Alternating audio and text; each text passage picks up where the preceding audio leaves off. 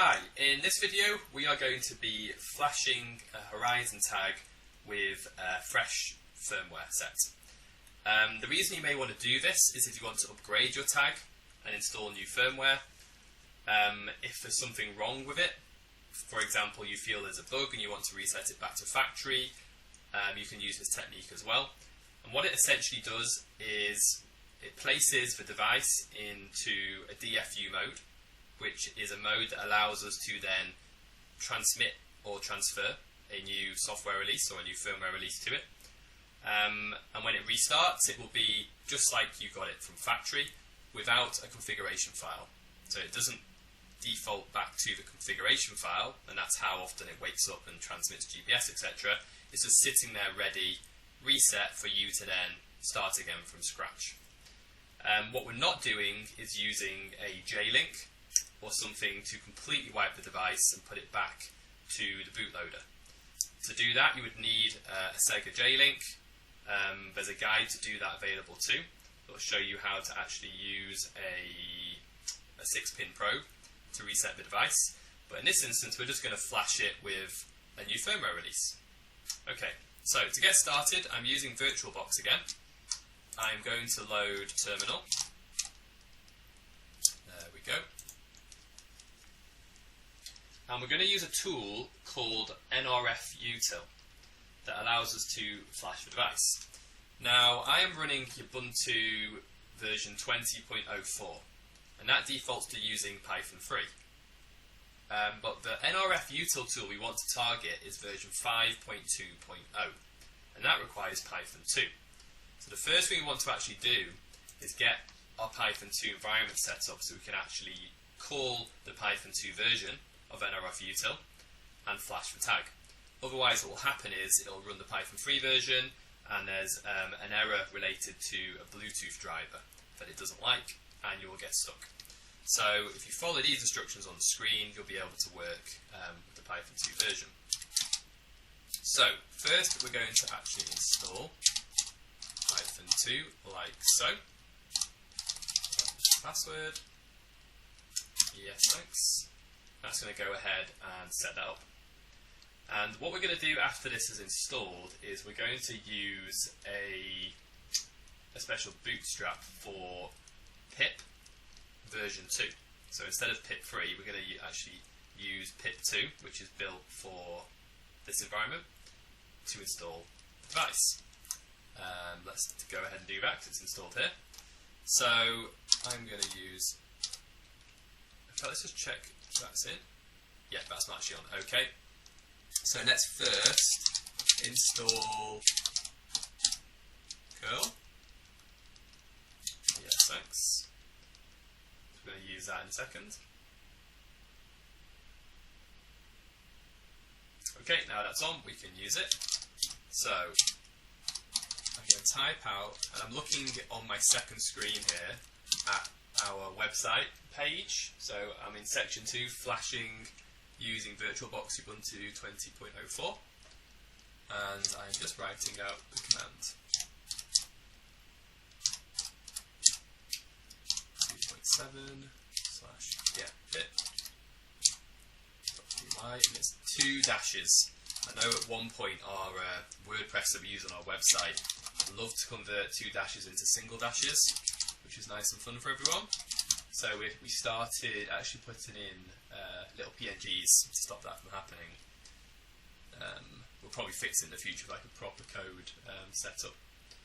Okay, so now that looks good to me. I'm going to run this file. So there's a typo there. It's not bootstrap, it's bootstrap. There we go. S-T-R-A-P. There we go. So we now have that file. Okay, so now we have that, I can call Python 2.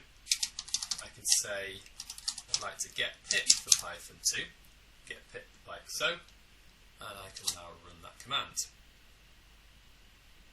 Great. This is now going to set up pip version 20.3.4. You can see that successfully installed. So if I now go ahead and call pip 2 and install, there we go, the NRF util tool that we'd like, which is 5.2.0, it will go ahead and install that tool for us. So let's check this. There's that BLE driver. 0.11.4 is the one it likes. If you use the latest, it will not install it correctly. Let's keep an eye on this install. There we go. So no errors, successful install. So at this point, we can now start to reset the tag. And to do that, first of all, get your device on a desk, and we're going to put it into DFU mode. And that essentially puts it into a state where we can then talk to the device from VirtualBox and send over the fresh firmware.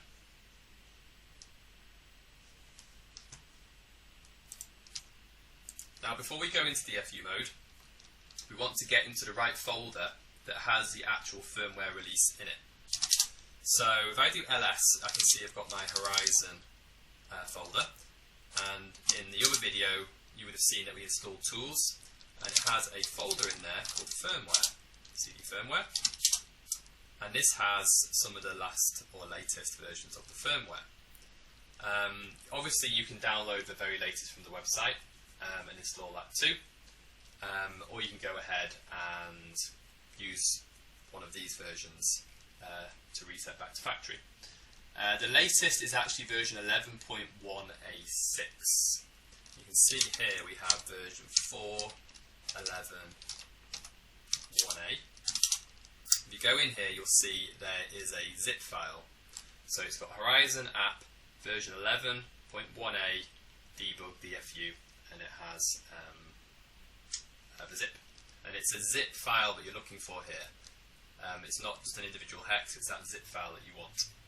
So if I want to install this version to the device, I can go ahead and type out the nrfutil command with that exact zip. If I wanted to install the latest version of firmware, I would just go to our website, download the very latest, and I would just change the zip file line to the latest file and just run it in exactly the same way. So in this instance, let's actually go ahead and install what's in our folder right now. So we're going to install version 4.11.1A. So the command, and again I'm looking at our website here, if you go down to section 3, it will have this command there for you with some more information about how to do this. DFU, USB serial, EKG. Now I'm going to type in firmware release.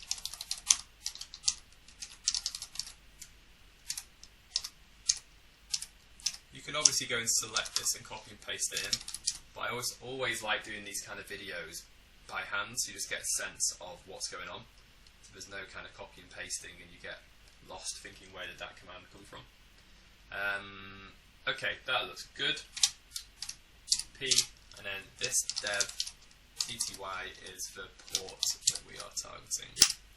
Okay, so the other trick is now we've written this command out, it's ready to go, which is a good thing to do, because once you put the device into DFU mode, on the older devices, you had about 20 seconds before it would escape the DFU mode and go back to normal.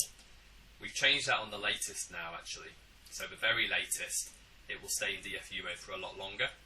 But if you happen to have a dev kit that you bought in 2020, it will be by factory set to 20 seconds. So you just want to be ready with this command. So once you put it into DFU mode, and the tag goes into what we call Christmas tree mode, where the lights are cycling, you're ready to press enter on your keyboard and send that firmware across. Okay, so what we're going to do now is I'm going to connect my tag. So on my desk I have a tag connected via a battery. What you need to do is you need to look for the boot and the reset button, and you want to hold them down in the following sequence. You want to hold the boot button down first, so press it down and press reset once, and then take both of your fingers off. And I'll show you exactly what this does now. So I'm going to hold down boot, just keep holding it down. I'm going to press reset just once, remove my finger, and you see it's now flashing. We call this Christmas tree mode. This is now in DFU. So if I connect my USB cable to my computer, like so, it's not going to boot the device, it's still flashing in DFU. Then on my VirtualBox environment, I'm going to select the device from Devices, USB, because remember we still need to enumerate the device. VirtualBox still needs to know that this device is going to be on the computer and it's available to use. So let's go to Devices, USB, and you'll see it now says Nordic Semiconductor Secure DFU Bootloader. Click that. It's now connected to the device.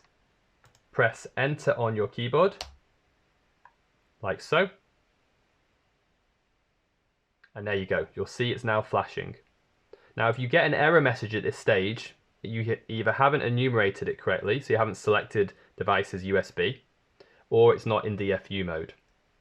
So just go back and check, watch this video a few times and see the process. But you can also see in my video, in the corner there, that the device now has finished flashing, has reset itself, and is now sitting in the green state saying that it's connected and it's happy. So we're now on that fresh version of firmware.